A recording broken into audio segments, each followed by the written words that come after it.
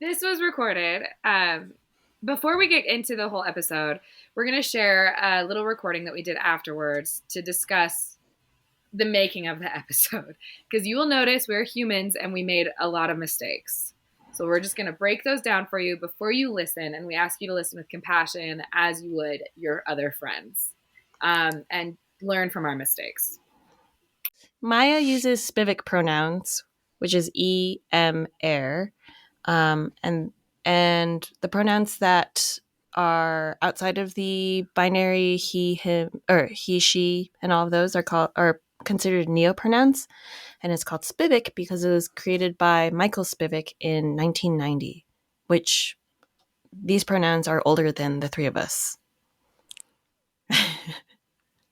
So that's how long this neopronoun has been around. So we discuss in the episode how learning new pronouns can be a bit of a challenge and an exercise in retraining your brain.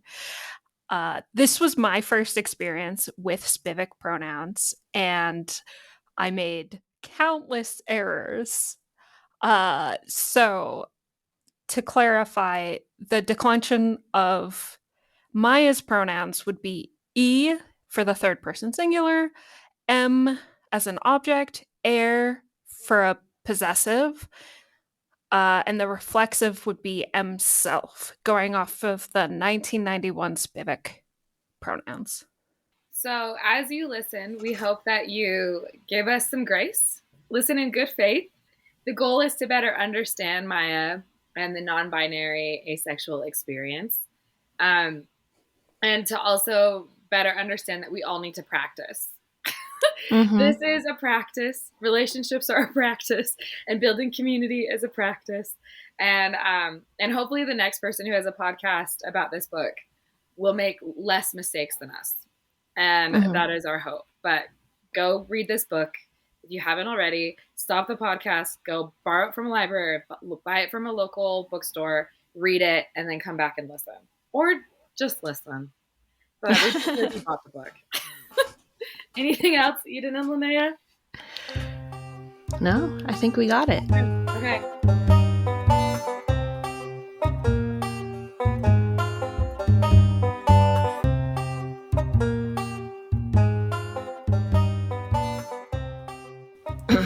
This is Burn This Book, a banned books book club where we, Nicole and Eden, read a banned or challenged book twice a month and discuss its meaning, impact, and censorship to make it more accessible for all readers. This week's book is Genderqueer by Maia Kobabe, which was published in 2019. There's a little content warning on this episode as well, as we'll be discussing the sexual content found in the book. And then joining us today is librarian Linea Kemsley, calling in from Madison, Wisconsin.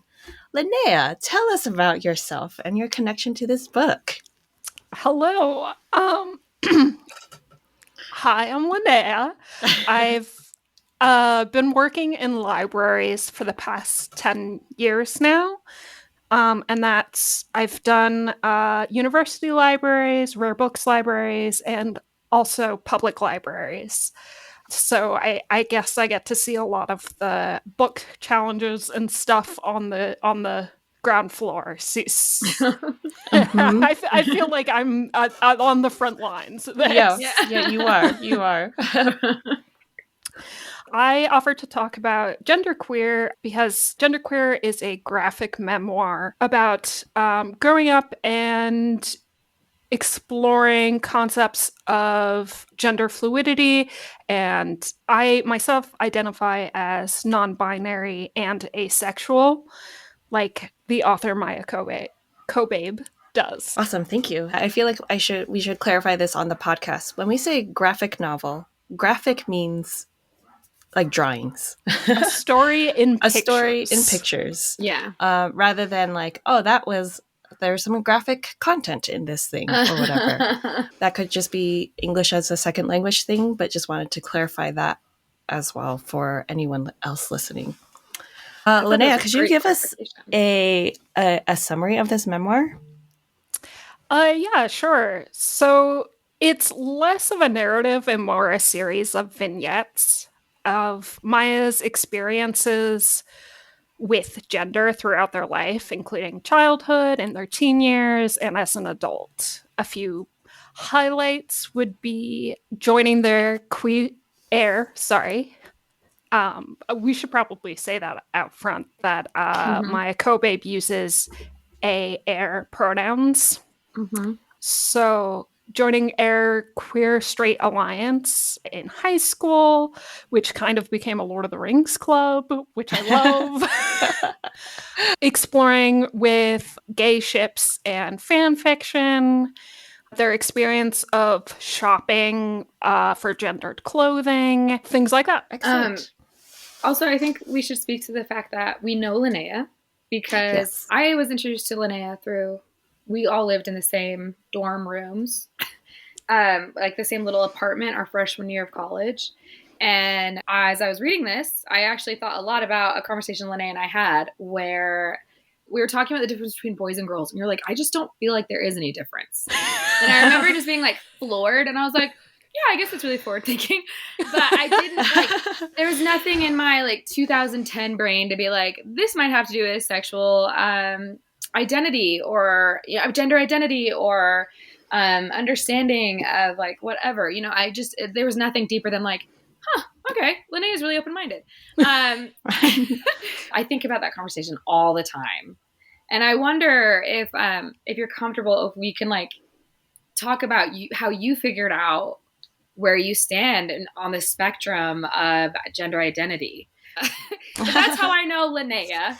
And Linea also made me a little ceramic like little cup that I still use for my makeup brushes. And I still think of you all the time whenever I pull out my makeup. So thank you. That is really adorable. Linea and I know each other because we grew up together. I would say like what my best friend growing up, just like going through the awkward phases of life together. Yeah, I just remember driving the 45 minutes to do sleepovers and So just, cute. yeah, a lot of great times. Linea's A lot also of Monopoly. A lot of Monopoly. We drew a lot of cartoons. We named ourselves Lime. Linea, Ilea, Michaela, and Eden. That's so cute. And we, a lot of fond memories in that house. That's so cute. Oh my gosh. Okay. So let's get talking. So first I thought we'd talk about, like one thing to address at the outset is what it means to identify as non-binary. Yeah. And also, because this is also relevant to the book, what it means to identify as asexual. Yeah. So non-binary just means you consider yourself outside of the gender binary, that is, you are male or you are female, nothing in between. Now, there are many, many ways of like sub-identifying within non-binary. Non-binary is like a big umbrella for just like not those two. There are people who identify as agender, which means they have no gender, and there are people who identify as gender fluid, which means maybe day to day how they identify changes. And there are people who identify as somewhere specifically on the gender spectrum that isn't at one of the two poles. And then I find that adults tend to overcomplicate it a little bit sometimes, but whenever I'm describing this to one of my nieces or nephews, whenever one of them asks me, are you a girl or a boy? I say, in between. Yeah. And then moving on to asexuality. Asexuality is a lack of attraction, a lack of sexual attraction to other people of any gender. So, is that different than having just like a low libido? Yeah, historically, asexuality has often been pathologized. So a lot of people would say, oh, you don't want to have sex. You're not sexually attracted to other people. There's something wrong with you. And asexuality is more the celebration of that and saying that this isn't a problem to be fixed. It's just a different aspect of human experience. Gosh, I love that so much. I do. Yeah, I love that too. I do. Oh, I just think that like people that are more on those poles of, who are more involved in the binary, like who really identify with the binary, can learn so much from this, because how we have sex or how we engage with it or how we don't often determines our like ability to fulfill those roles. Like as a woman, it's like, even when we talk about feminism, it's mostly about sex, about does she have the freedom to have sex? And it's never about does she want to, you know? So asexuality is a sexual orientation, like being gay or bi, which means you do need to decouple it from the gender identity aspect, which is a separate train track. Okay. You know? Maybe, do you think this is something I think we should give in our resources also, is just an explanation of these different train tracks? Mm-hmm. Yeah, that would probably be I'm fumbling it so hard, and I'm sure that would be helpful. So I apologize for my fumbles, but thank you for correcting me and helping me. Okay. No worries. So you can identify as female and asexual, or male and asexual, or non-binary and asexual. Mm-hmm. I want to further subdivide asexuality for a moment, which is that some people who are asexual experience romantic attraction, while some people who are asexual do not. You'd be called aromantic if you have no interest in pursuing any romantic relationships, whether or not those include sex. Whereas, for example, for me, I am asexual, but I consider myself homoromantic. So I am romantically attracted to men, which is, it's a little tricky because when you're non-binary, you can't be like, I'm gay or I'm straight, because you're like, I like this subcategory of people. I tend to identify as homoromantic because I feel like I lean very slightly in the masculine direction on the gender scale, and I am only romantically attracted to males. Interesting. Okay. I love this delineation. This is so helpful. Yeah. Hopefully it's not just confusing everything. But no, in a perfect world, to help like listeners who have never had these conversations, in a perfect world without, if in terms of how you operate, like, do you feel that these labels are helping you navigate patriarchal life, or do you feel like having the delineation is necessary because of the patriarchy, or do you feel like the patriarchy doesn't? That's what I'm curious about too, is like... Yeah, so for me personally, my personal feeling is I rely upon these labels in some contexts only because everyone assumes something else. That's the only reason I need them. For me. Yeah. I know for a lot of people it's a different story. Yeah. Different. But so when I like call a salon and schedule a haircut, they ask, do you want a men's cut or a women's cut? And I say, well, I have short hair, and I describe my hairstyle. What do you think would be appropriate? You know? Yeah. Because they're different prices. So it's like they are. That is a good point. You want to be charged $100 or $50? Yeah. Exactly. And I'm like, well, I would like to be charged just $50. That's a good point. Yeah, navigating those like just day-to-day little things. Yeah.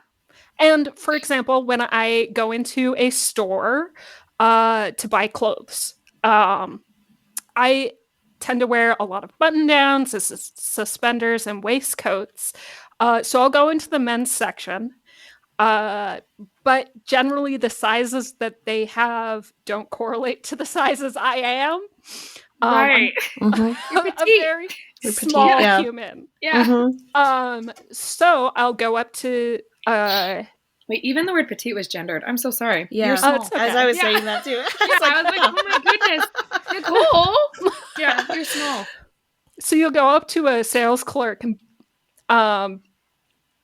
depending on what vibes you get and how safe you feel, you might say, oh, do you carry this item in your children's line? Do you have this in boys? You know? Or Mhm. if you're feeling very comfortable, you might be like, hi, I identify as non-binary. I love this. It won't fit me. What can we do?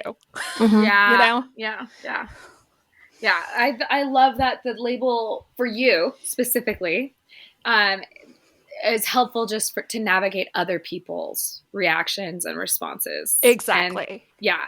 Mhm. And I think that is such an important thing because there's such an argument about like, why do people have to have labels?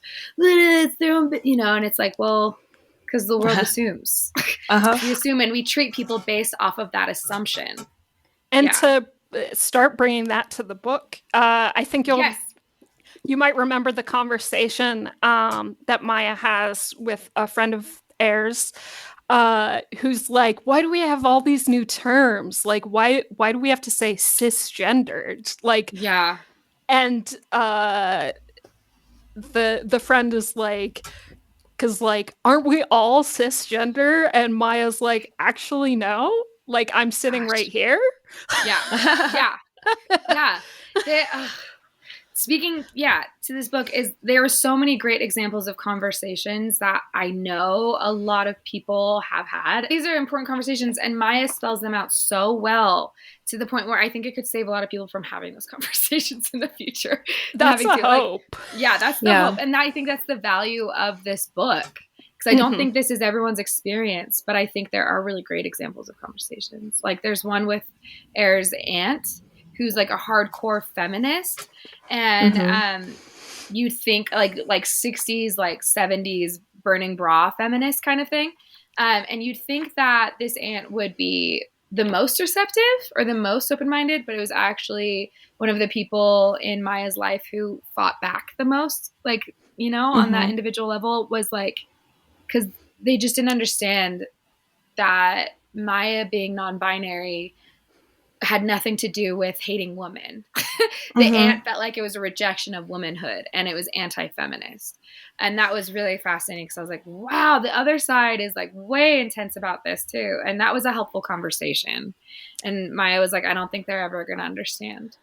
And to be fair, as a non-binary person, I appreciated that bit being brought up, in that like it's important for me to check my biases about gender and recognize the inherent misogyny that I was raised with, and how that did or didn't affect my gender identity. That's because so I mean, gender is a social construct, right? So absolutely, the way that you are introduced to those genders and they are explained to you is of course going to influence the way that you respond to them. And I do love occasionally, just from like a writing standpoint, at first I felt like Maia avoided answering that question from the aunt, which is being like, hey, like, are you sure it's not internalized misogyny or whatever? But I feel like it opens up, because Maia did not have an answer for their aunt.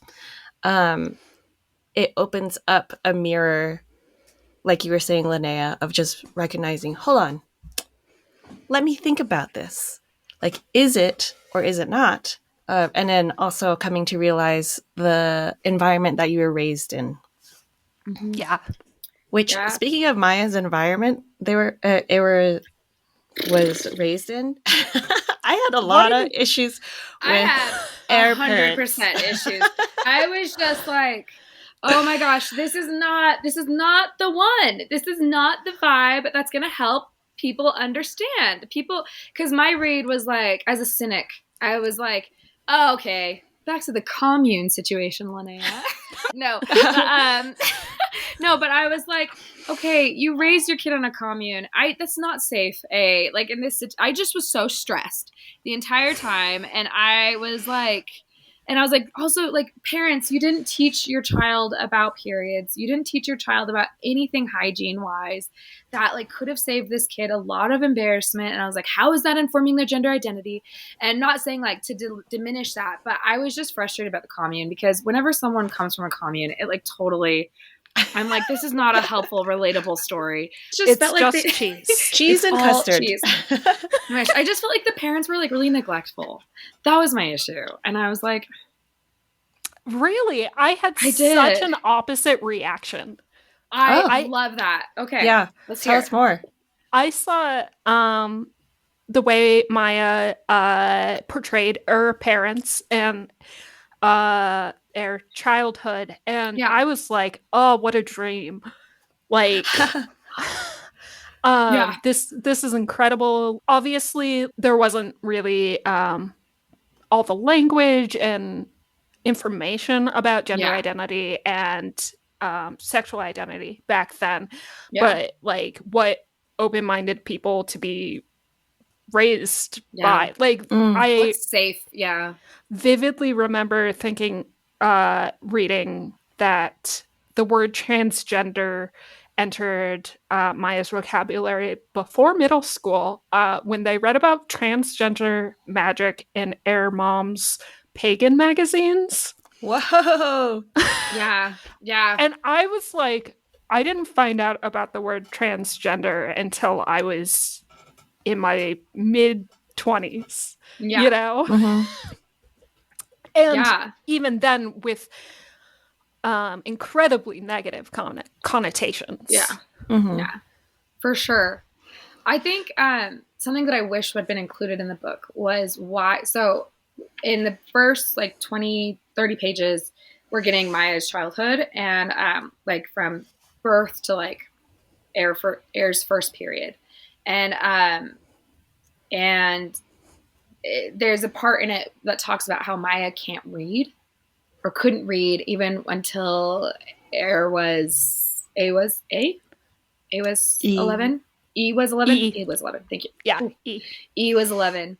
And I read that as like, oh, these parents have neglected this child.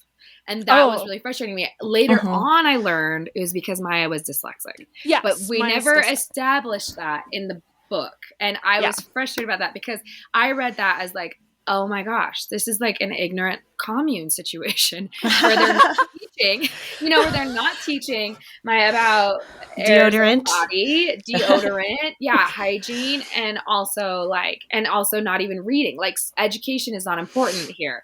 And that's when I was like, oh, so that was the connotation for me. Oh, I didn't get that because I thought it was the story of Air's mom reading Harry Potter to them as kids, and the fact that he really got good at reading when he tried to like get ahead of the pace the mom was reading at. Yeah. So, which is like, I mean, a fairly universal experience, I think, across our generation. Yeah. I totally read it as like, wow, Maia can't read. Cool. At 11 years old. Interesting parents. Maybe you should focus. So I was like, and I think it's because I have just a natural bias against like communes. Not even communes, just about like hippie parents that are like so chill. I just have, because I'm always like, there's not a lot of safety for those kids. And it stresses me out. So the whole rest of the book was like colored with that, of me being like those parents. And that was a shame. I wish that Maia had explained the dyslexia. Because that would have like definitely healed that feeling of like, oh wow, they don't value his education at all. So very cool. And so that was my one critique, that was one of my critiques about the information that was included versus the information that was left out. Because I had to dig for that. Yeah. What was your take from it, Eden? Similar. So I didn't realize the dyslexic part as well, and yeah, I just felt a lot of secondhand embarrassment when the guidance counselor came up to M and was just like, hey, you stink. Like, I was just like, oh no, like, this child didn't know about deodorant, and like had the conversation was just like, hey, your body's gonna go through some changes. You're gonna start stinking in places that you never stunk before. You're gonna start bleeding from places you never bled before or didn't know blood could come from. Like, I never had any of those conversations. Did you not? I actually did have a guidance counselor explain deodorant to me. Oh, really? Linea! Yeah. To be clear, my parents are very involved and very like pro education. Yeah. But I'm on the autism spectrum, and those things just weren't. I didn't pick up. You know, weren't important. Yeah. So yeah. Yeah. They weren't the most important things for you at that time. Yeah, like if it didn't have to do with a fantasy novel, what's the point? I remember on sleepovers, your mom would come in and be like, Linea, put that book down. You have friends over. Yeah, that's accurate. That's so funny. Or I remember you told me that you would hide a book in like the nice little fancy boxes in your bathrooms, like the decorative ones. Yes, those black and white. Because you'd be grounded from reading. That was your punishment. So that was Linea's punishment. Yep. Yeah. And so she, Linea's been in there for 3 hours. Oh, my siblings all knew what I was doing. We take them to the doctors? Another part of the book that I really appreciated as someone who like just hasn't been exposed to being non-binary at all was like going to the gynecologist is already uncomfortable. It's very awkward. I don't suggest it. I do for her, but I don't think it's a fun time. It's embarrassing. It's painful. It's the worst. But reading about Maia's experiences of absolute horror was so different than my experiences I've had. Mm-hmm. And I know I'm fairly comfortable with my body, but the idea of being that triggered, I want to say, and I don't want to overuse that word, but there was like that kind of level of like trauma associated with going to the OBGYN. And that was really helpful for me to understand how severe this feeling is inside of the body. And that it's, that there's something going on that I cannot relate to. Therefore, I should not have a say about it. Like the only time I've been like close to being like traumatized is like at an OBGYN is because it's reminded me of like, like I think a lot of assault survivors have a hard time at OBGYNs, but this is a different situation. This was more about just the body itself and acknowledging that. And that was so different for me. And I like could not even, it was just like brand new information for me. So I was really grateful for that. The horror of the period, because I feel horror about my period every day, but this was different too. And I don't like the only way you can really understand it is just by reading this book. Like I don't have the words to express how deeply this was felt by Maia. Yeah. So for me, it was like helpful to realize like, oh, I'm an alien to this person, to Maia. Yeah. My experiences are very alien to Maia and I don't understand. And that's what this book taught me. And that was really helpful for me. I really felt like the graphic novel format offered a venue for conveying some of the upsetting, like how absolutely distraught these situations can make one feel in a visual medium. Like it specifically, I remember the portrayal. Maia drew images of a recurring nightmare that they have of just like their period just like going forever and just like pools of blood and then draws it out for you, and you can like you are able to like experience it as a horrific experience even though it's a dream you may not have had. Yes, I so appreciate that. My problem then came, and this is a lot of people's problem. And I don't know if I actually can say it's my problem, but this is my question. I feel like the graphic imagery was too much for me when it came to actual like sexual intercourse and exploring that experience. For me, I was like, if I was a 12-year-old or 13-year-old or 14-year-old, like I just feel like the age was really complicated. And I get why a lot of parents were like, especially if they've only seen that part. I thought like, and I loved Maya will be writing this same kind of story for a younger audience, but because it's graphic, I don't know. So I want to hear your guys' thoughts, because that is the argument that was brought up to Congress when this book was presented. Were those pages specifically claiming that they were pornographic.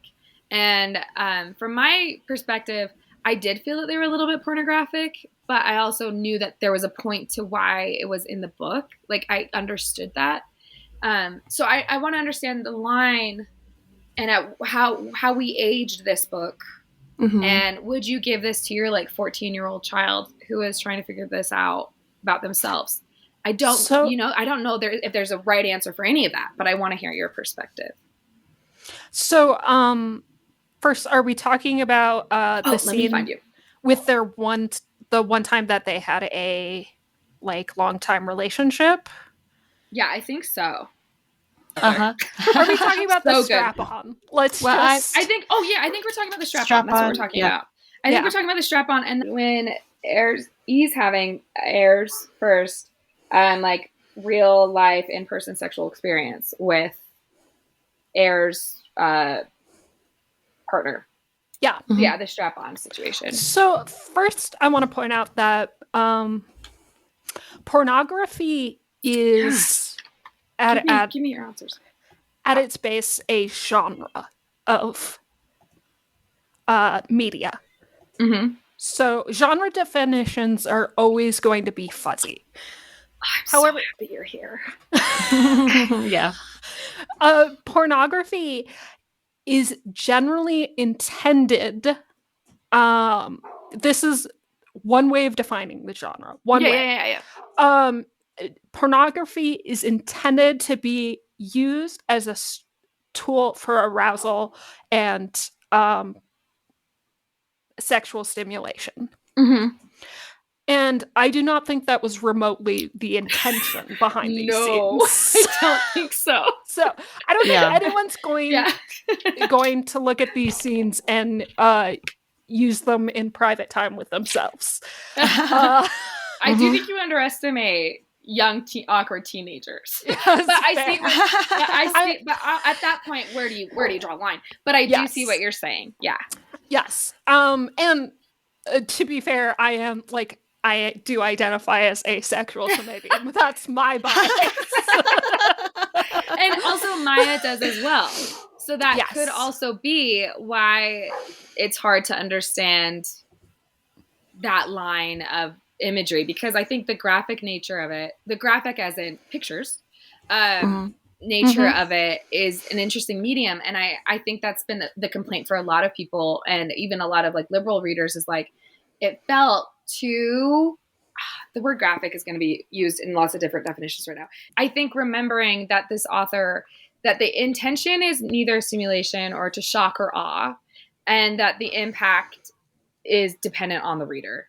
And I think that just goes back to like parents and kids just need to know what their boundaries are. Yes. And I think if you think about The Fault in Our Stars, or one that's especially top of mind for me is Middlesex by Jeffrey Eugenides. Like, there are scenes of much greater detail in the written word. Yes. Then like I believe Maya in this context was wearing underwear. Yes. No, 100%. There's a lot of coverage. Yes. No body parts are shown. No real body parts are shown. No real body parts. So what's real though? You know. I do find it interesting how much the adaptation, the disparity, I would call it a double standard between written word and images that exists. I used to work for a library, which I shall not name, where I was tasked with reading every graphic novel that we added to the collection to check for nudity. Whereas we had a full suite of Harlequin romance novels sitting on the shelf.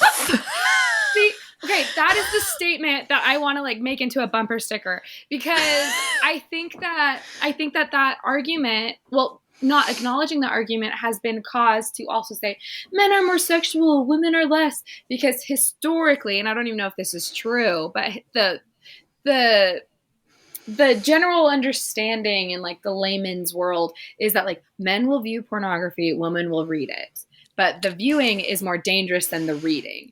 And I don't even think that binary is fair at all. But that has been kind of the talk of the town since the 80s, since whatever her name is. And so like or since the 70s. So, but yeah, that double standard is ridiculous. And how important to recognize that double standard and those gender stereotypes in a book about being non-binary. I also have this thought. If this book had nothing to do with gender identity, if this was about straight people figuring out how they feel about their future partner, this would not be banned. I maybe it would be occasionally, but not to the severity that it has been. I think that the only reason why people are looking at it or even pulling it off the shelves to find that one page is because it's called genderqueer. If it was called Maia's Journey, I don't think a lot of parents would even know it exists. I would want to look up and check comparable rates for Matt Fraction's comic series Sex Criminals. Okay, let me look it up right now. Which is in many similar veins to this memoir, but is about straight people. Yeah. Okay, let's find out. Because, so it says here, it's been Time honored it as the #1 comic series in 2013. IGN said that the story is so addictive you'll find yourself staring at the last page in horror when you realize you'll have to wait another month to read what happens next. Everyone does such an amazing job talking about turning a sexual awakening into compelling pulp fiction. It is, however, according to libraries, American Library Association, the hardcover release was the 7th most banned and challenged book in the United States in 2016 due to it being considered, but only the 7th most, and that was only in 2016. Well, so whereas this is the most banned book. Yeah, genderqueer is the most banned for the last couple years. Really?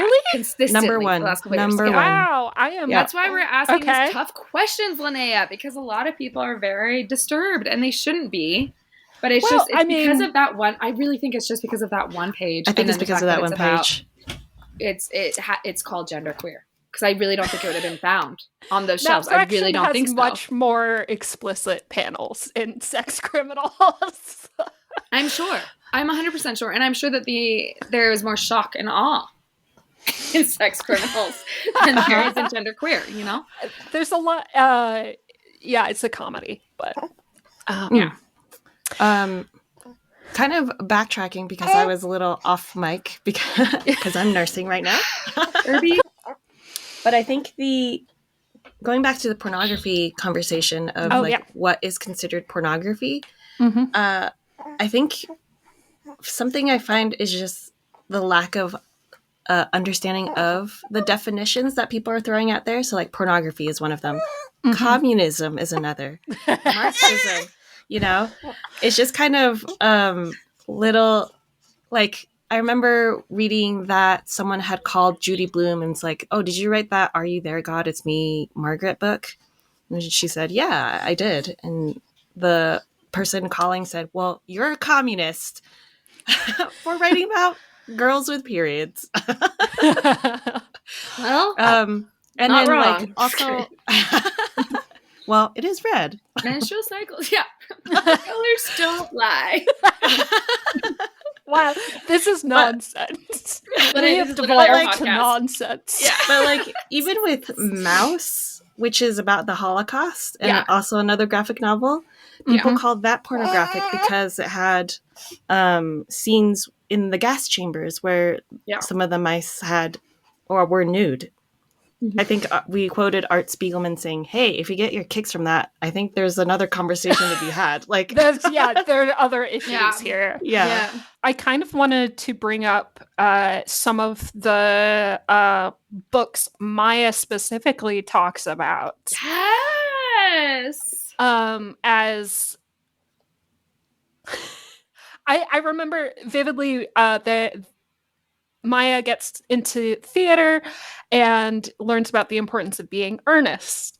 And there's a scene of them going to their local library and looking at all the Oscar Wilde biographies and going, Yes. but which one is the most gay? Yeah. And there's even a drawing of Oscar Wilde that killed me. Oh, it's so funny. It's like hair blowing in the breeze, sparkles. Laying on this, like, it's so funny. Yes, reclined. Oh, beautiful. I also read and write gay fan fiction like Maia. So this is incredibly relatable. Did you go through a similar journey? Something that was interesting was seeing Maia go through sorry, my headphone just died.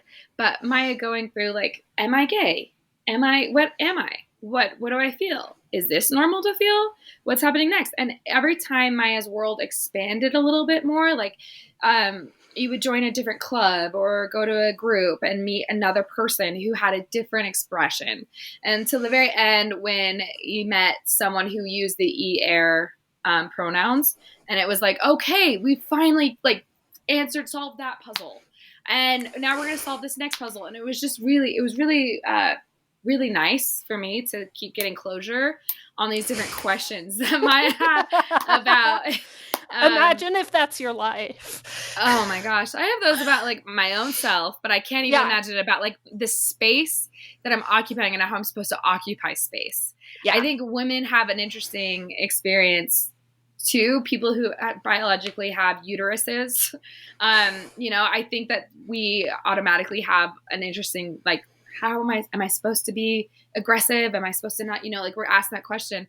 And I felt like Maia was on like steroids. Like, yeah. I mean, was part like of it is universal. Times a trillion. In coming of age. But like under a microscope was each of those emotions so much more strong and intense. In rejecting the gender binary, you also reject shortcuts. So there's shortcut, like, woman on a bathroom sign has a little skirt, and that is a shortcut that means woman. Yeah. And when you decide that you don't subscribe to that or the other side, suddenly there are no shortcuts. You're inventing what you are from scratch. It's so creative. It's so, to me, it's like the essence of, like, God. It's very creative. I know that seems great. Like, that seems intense, but it really is, like, the most creative and, like, using your full ability to make decisions and all of those things to create what's right for you. You have to really trust yourself and really interrogate yourself. And like I you said, can't be passive. Part of that is just being a person and learning who you are, but there is an extra level to it. Yeah. If you are rejecting what society is telling you.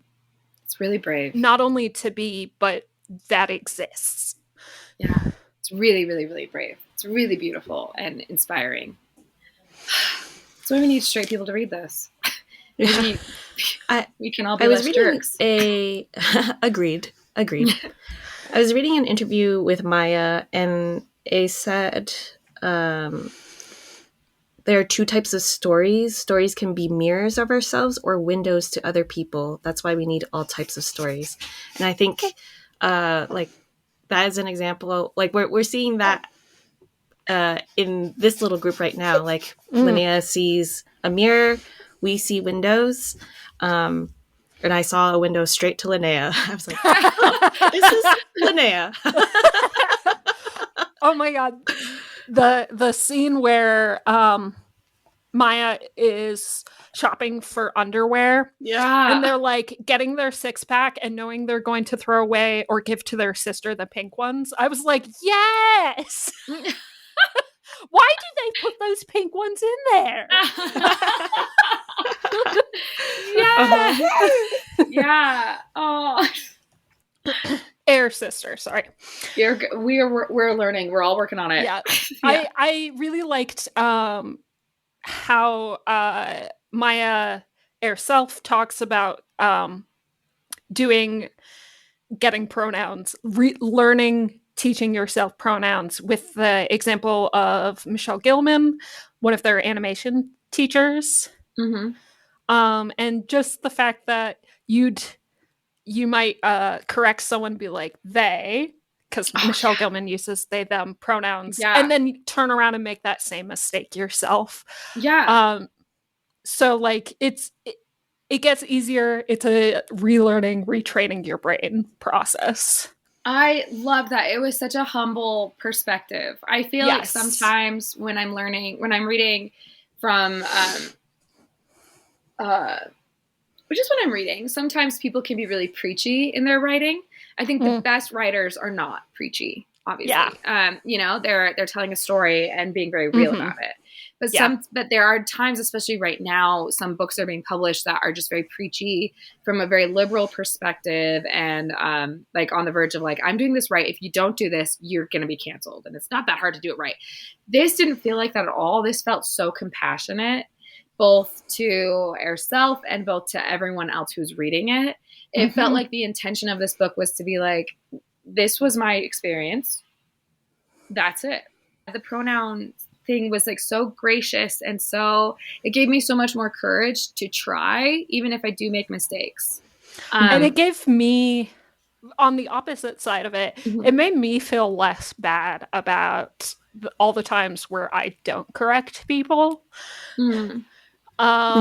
Because like, in addition to like, well, that feels not great that you called me that, on top of that, there's a little bit of this like social pressure to be an educator and to put it out there. And I don't want to feel like, not just the bad feeling of someone misgendering me, but on top of that, like the guilt of, and like pressure to do something about it. When maybe I might want that day, I'm just not that brave. Yeah. I'm not feeling brave today. Yeah. Whatever. Yeah. Sometimes I can't be the voice, the social justice warrior, the one who teaches this person. I can't always, like, I just can't, for whatever reason. And I think that's, what a great book, though. Honestly, it really covers so many different pieces to what we're experiencing as a society if we want to learn how to respect each other. So I'm actually really curious, as someone who read this book and was like, it was enjoyable to read. I kept laughing because I was like, yes, that's right on point. But it wasn't, nothing in it felt like new information to me. Nothing in it was surprising. So I'm really curious for people coming from totally different gender identity and sexual identity backgrounds, what was surprising? What felt like new information to you? Do you want to go first, Eden? Sure. I'm not sure if I thought it was new because I know you, Linea. I think that was the really interesting part, was like, oh, this reminds me of Linea. And I feel like it had a window into what you have experienced growing up and in your 20s. And now, and now you as a fully actualized... I'm still in the process. Maybe we're all fully actualized, but much more actualized than our teenage selves. You know? Yes, I would say so. If anything, it made me look at nerddom as a very safe place for non-binary people, and so like. And for me as a parent to recognize that as a safe place, like if my children ever are come out as non-binary, I'll be like, hey, let me show you a community that seems really safe. And like I might totally be overgeneralizing, but I feel like fan fiction seems to attract like a certain crowd of people that are much more accepting of all people. Or like I'll walk into Dragon's Keep and I'll see trans kids and I'm like, wow, like I haven't seen trans kids out and about so fully themselves. And to our listeners, Dragon's Keep is our local nerd shop, but Yeah, it's the local gaming store, Magic the Gathering, Commander Nights every Saturday. yeah. I haven't lived in Utah in like 10 years, but I still remember Dragon's Keep. So on that note, I actually wanted to talk about gender and cosplay. Yeah. There's a scene in Genderqueer where Maia decides that if they could dress up like anyone, they would want to dress up like Johnny Ware, the figure skater. And so they spend all this time working on a costume, and then they get in their air costume, and he said that it was the sexiest they ever felt. So for me, very much so, cosplay was a method of playing with gender and finding which expressions felt most like my own, because there is a standard that exists in society that a girl can't show up in a tux to certain events and a boy can't show up in a dress. Whereas at a convention, in a costume, or on Halloween, those rules are suspended. So being able to dress the way that I wanted to dress for the first time was so empowering for me. I was cosplaying like fantasy characters, but they were always, always male. And my mother noticed this and was like, why don't you try cosplaying some girls sometime? And I was like, no. Because I would not have wanted that taken away from me. The freedom to be myself for a weekend at a convention. And it wouldn't have been the same if I had been dressed up as a female character. And recognizing that fact was what helped me start to recognize the fact that I was not gender conforming. That's awesome. That's so interesting because I just don't identify with any of that. Like Nicole, it reminds me of our D&D episode where one of our guests they played with a teenager who was exploring their gender. Yeah, just Dungeons finding a way and Dragons and Pathfinder and space. video games are another space where that expectation is suspended. Yeah. Where if you want to roleplay a male character in these roleplay games, you can. If you want to roleplay a female character, you can, and no one's going to stop you or even look twice at you for doing it. Yeah. I mean, and I think we can also speak to, like, there is a lot of sexism still in the fantasy world, which we see, you know, there's still some misogyny. And I think, like, so it's not like just joining, it'll be a great place, but I do think it is a really amazing space to explore that for sure. One of the references that Maia makes in one of the last pages of the book, when he's talking about embracing a wardrobe that includes elements that might get misgendered more, but were what E actually wanted to wear. E mentions Taco from the Adventure Zone, which is a Dungeons and Dragons podcast. And Taco the Wizard is a like flamboyantly gay man. Well, elf, actually. And a lot of modern recent actual play podcasts do have people experimenting with representation and gender expression in ways that you maybe couldn't in other mediums. That's so cool. That makes me so happy. As someone who reads and writes queer fan fiction, Archive of Our Own, I recommend as relatively for the internet, an incredibly safe space. Cool. That's what I want. I want a good list for people because I'm afraid of people like jumping into something and it's like the most misogynistic space and then being like, well, I thought this was supposed to be safe. But, Yeah, you that's know, Yeah, that's a good like, point. That's a good point. Because that is like, yeah, we're still evolving into that space. Oh yeah, and it's getting better. There's still misogyny. There's still and there's just like the internet is an anonymous, acrid place in general. Yes, you know. Yes. And that is going to be true for. That is a social pressure that is present on any platform or in any context. Yes. But it does take courage. I think the courage of people like you, Linea, and of Maia, who are willing to represent your truths and who you are with authenticity, keeps making these spaces safer for people. And I think that's beautiful. So thank you for that. And the fact that you're willing to have these conversations with us. Thank you for that too. My big takeaway from this book was I have a hard time because I don't really think of myself as like a deeply like sexual person. So I've always been like, am I asexual? I don't know.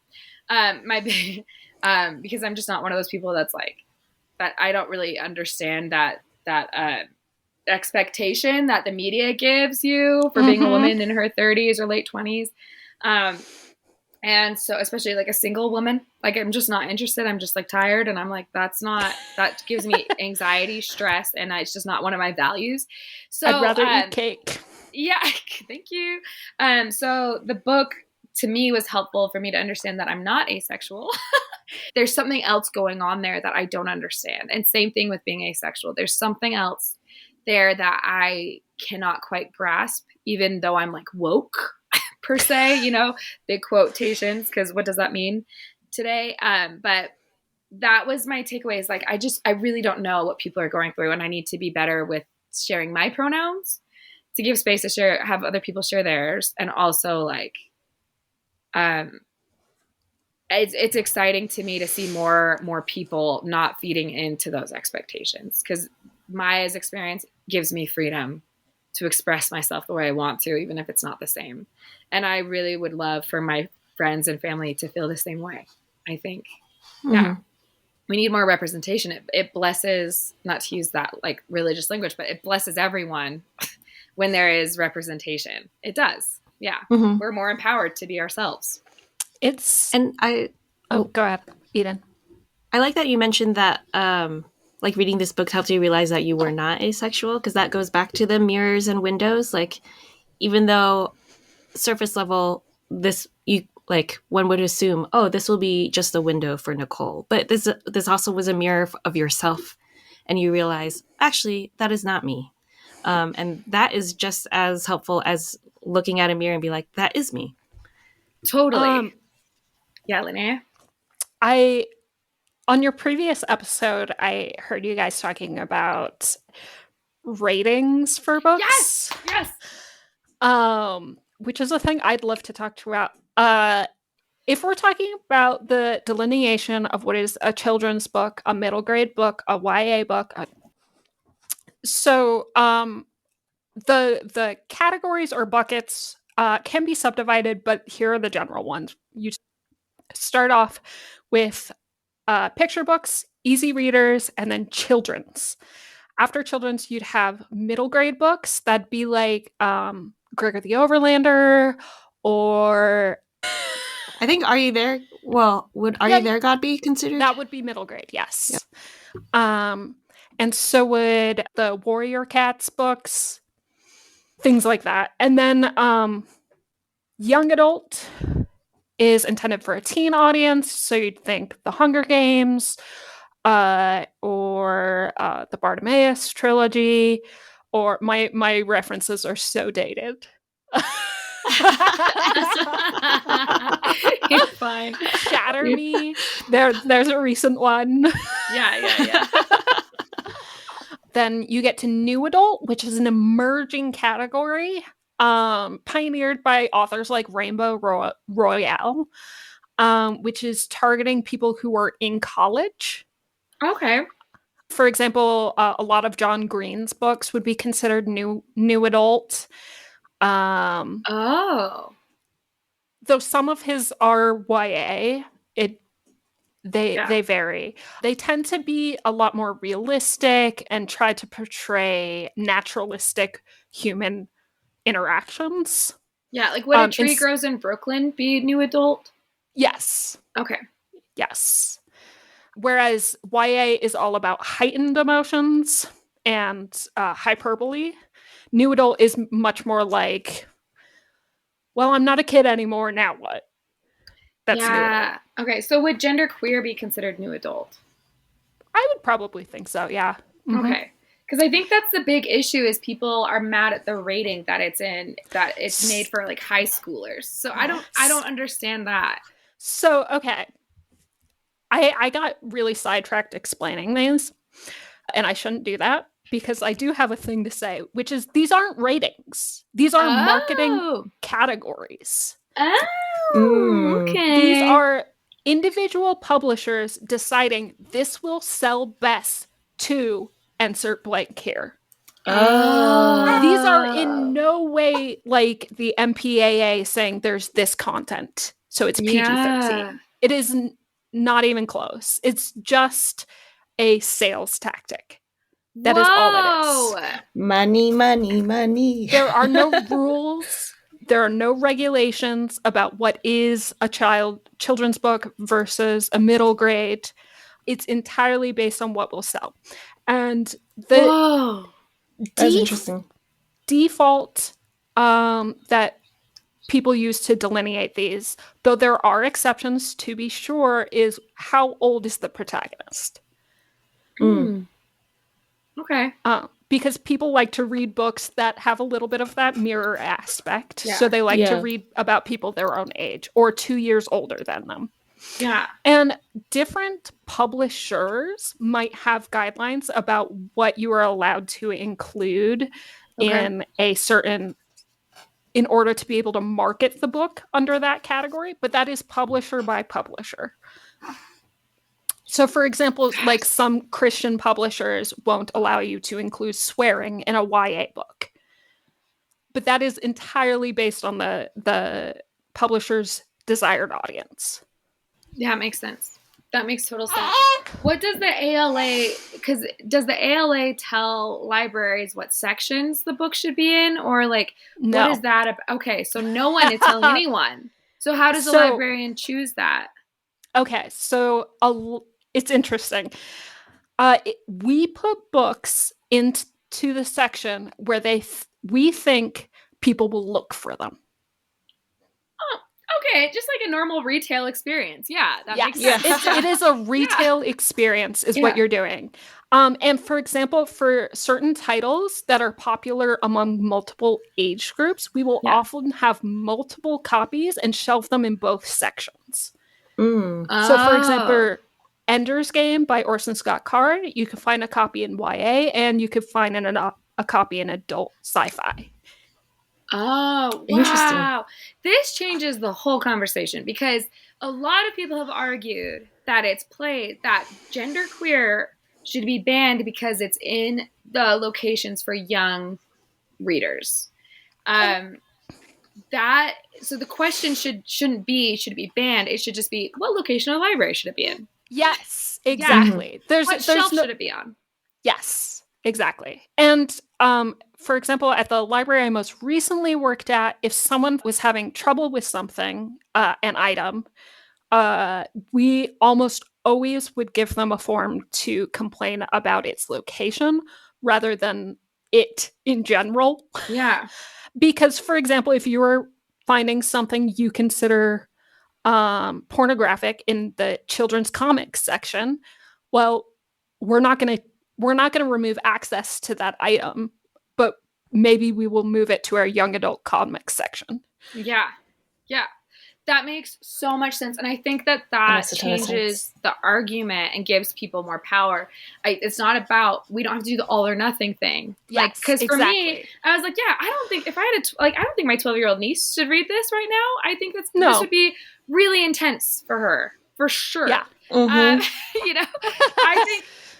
think but I love the idea of giving a different language, giving people a different tool to talk about how their children are getting access to different things. I love that of can this be put into a different shelf? We don't feel comfortable with my child having access to it at this age in this area. Yes. And you're saying this doesn't seem like it's appropriate to put next to the Dogman comics. And I agree. This should not be sitting next to Dogman. Yes. Yeah. I love that. Should there be access? Yeah. Yes. Yeah. So 100%. And there should be, absolutely. And I think I like the idea that Maia is writing a book that should be in the shelves for young readers as well. So hopefully we'll have both, personally, if I were doing the cataloging for this book, I would put it in new adult and in YA probably. Yeah. That makes sense to me. Yeah. And YA does tend to be older teens, so. Yeah, absolutely. I mean, if we're putting in Fault in Our Stars or whatever, then... Exactly. And as another example, Sarah J. Maas, who... You're doing that, the fairy smut is what they're calling it? Yes, fairy smut. Yes, that's pretty accurate. Started as a YA author.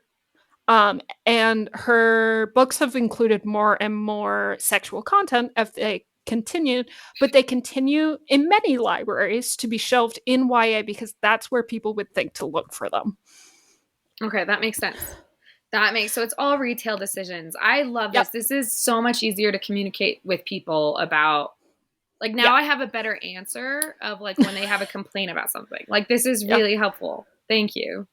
Oh my gosh. I don't have anything else to say about this book, though. Do you have anything else, Eden? Nothing else. Do you? Yeah, thank you, Linea, for I wanted to say, do you have any, here's the spontaneous ask me anything, any questions for me as a librarian?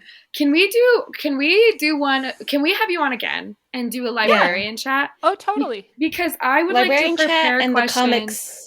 Yeah, if we could do both of those, because I would like to prepare questions, because I think there's a lot of things about, and I need to do research, because there's a lot of questions I have about how libraries actually work, how books come in, what the process is for banning, what is a librarian's job, because I keep hearing things from people who are mad about this podcast, and they're like, well, librarians are just forcing kids to read this stuff. And I've been like, in what world? When was the last time you've been to a library? When was the last time a librarian ever approached you in the first place?